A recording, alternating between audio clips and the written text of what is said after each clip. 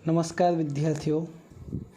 कक्षा 7 विषय हिंदी में हम चौथे पाठ की चर्चा कर रहे हैं। चौथा पाठ है कथनी और करनी। इस पाठ में हमने कथनी और करनी के कई उदाहरण देखे। इस पाठ में हमने जाना कि कई बार लोग कहते कुछ है और करते कुछ है। इसके कई सारे उदाहरण दिए गए हैं। हमने कुछ उदाहरण की चर्चा भी की। आज हम आगे की चर्चा करेंगे। अब हम आगे की चर्चा करते हैं। एक दिन एक सज्जन के घर उनके मित्र मिलने आए। सज्जन એટલે કે ભલો માણસ। दोनों मित्र बातचीत में मग्न थे, એટલે કે બંને મિત્રો વાતચીત કરવામાં મગ્ન હતા कि किसी ने दरवाज़ा खटखटाया। एवं જ कोई के दरवाज़ो खखड़ाव्यो। उन्होंने खिड़की से झाँक कर देखा। पेला व्यक्तिए बारीमांथी खिड़की એટલે કે બારીમાંથી એણે ઝાંકીને જોયું। બહાર મકાન માલિક ખડા था। ઘરની બહાર કોણ ઊભો હતો? મકાન માલિક ઊભો હતો, जो पिछले 4 माह का किराया मांगने बार बार आ रहा था। जे छेल्ला 4 महीनाનું किराया એટલે કે ભાડું લેવા માટે वारे घड़िए आवतो हतो। उन्होंने अपने बच्चे को समझाकर बाहर भेजा। पेलो जे व्यक्ति हतो सज्जन पुरुष हतो एणे पोताना दीकराने समझावीने बहार मोकल्यो। जब बच्चा बाहर गया तो मकान मालिक ने उससे कहा, तुम्हारे पिताजी से कहो कि मैं मकान का किराया लेने आया हूँ।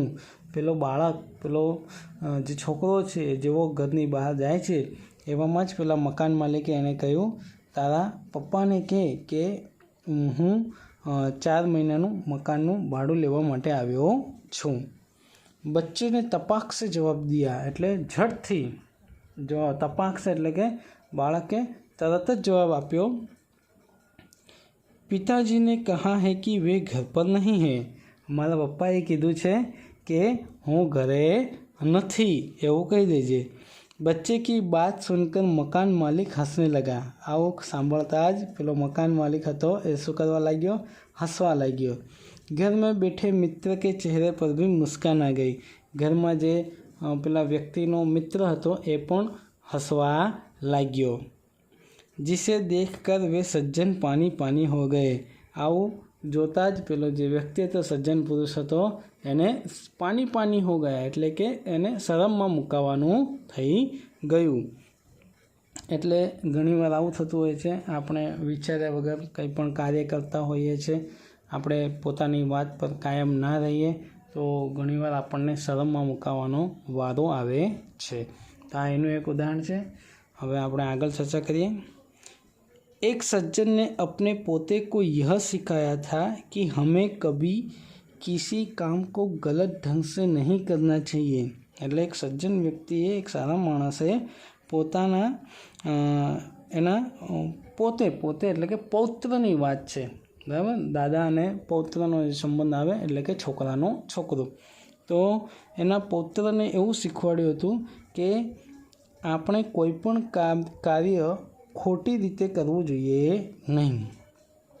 सदा अपनी बारी की प्रतीक्षा करनी चाहिए એટલે કે જ્યારે આપણો વારો આવે તેની આપણે રાહ જોવી જોઈએ। તો આવું પેલા સજ્જન વ્યક્તિએ પોતાના પૌત્રને શીખવાડ્યું હતું। एक दिन की बात है, वे जल बिजली के लिए बिल जमा कराने गए। એટલે એક સમયની વાત છે કે तेओ वीजळीनुं बिल भरवा माटे गया। साथ में उनका 8 वर्षीय पोता भी था। एनी साथे एनो 8 वर्षनो पौत्र पण हतो।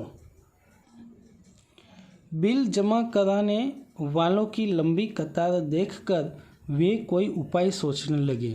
त्यां बिल भरवा वाळा लोकोनी लांबी लाइन जोई, कतार एटले के लाइन, तो लांबी लाइन जोईने एक उपाय विचारवा लाग्या कि कई रीते झड़पथी बिल भरी देवुं। उन्होंने खड़े हुए लोगों को ध्यान से देखा। ત્યાં ઊભેલા બધા વ્યક્તિઓને ધ્યાનથી જોયું। आगे ही एक परिचित व्यक्ति खड़ा दिखाई दिया। આગળ એક પરિચિત વ્યક્તિ એટલે કે ઓળખાણવાળો વ્યક્તિ એમને ત્યાં ઊભો દેખાઈ ગયો। वे तुरंत उसके पास गए और बोले, તેઓ તરત જ એની પાસે ગયા અને બોલ્યા, बेटा ये बिल तुम घर पर ही भूल आए, लो इसको भी जमा करा दो। તૈયારીમાં એની પાસે ગયો અને શું કીધું, બેટા આ બિલ તો તું ઘરે જ ભૂલી આવ્યો, લે આને પણ જમા કરાવી દે। वह व्यक्ति कुछ बोले उससे पहले ही बिल व राशि उसके हाथ में थमा दी और एक तरफ जाके खड़े हो गए। પેલો વ્યક્તિ કંઈક બોલે એ પહેલાં જ બિલ અને એના જે પૈસા હતા એ પૈસા એના હાથમાં પકડાવી એક બાજુ જઈને ઊભા રહી ગયા।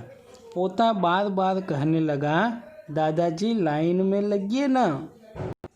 એનો જે પૌત્ર હતો એ વારે ઘડીએ કહેવા લાગ્યો, દાદાજી લાઈનમાં ઊભા રહો, લાઈનમાં લાગો। ઉનકી બાત સુનકર લોગ હસને લગે અને એમની વાત સાંભળીને પેલા જે લોકો હતા એ બધા હસવા લાગ્યા।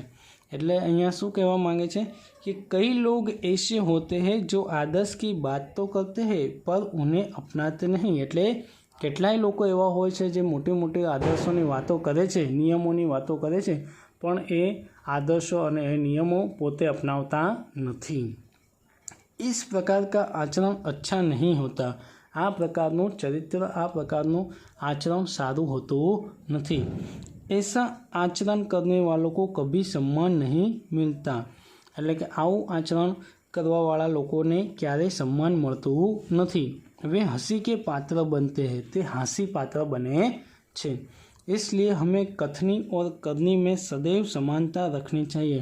એટલે આપણે આપણું બોલવાનું, આપણું કથન અને આપણા કાર્યમાં હંમેશા સમાનતા રાખવી જોઈએ। એટલે આપણે જે બોલીએ એ આપણે કરી પણ બતાવવું જોઈએ। हो कथनी करनी एक समान, जग में मिलता सब तब सम्मान। એટલે જ્યારે આપણું કથની અને કરની એટલે કે આપણું કથન અને આપણું કાર્ય એક સમાન હોય તો જ આપણને જગતમાં સન્માન મળે છે। તો यहाँ पर ये पाठ पूर्ण होता है। अब आगे की चर्चा में हम यहाँ पर आपको जो शब्दार्थ और मुहावरे दिए गए हैं वो आपको अपनी नोटबुक में लिखने हैं और बाद में अगली वीडियो में हम प्रश्नों की चर्चा भी करेंगे। तब तक के लिए नमस्कार।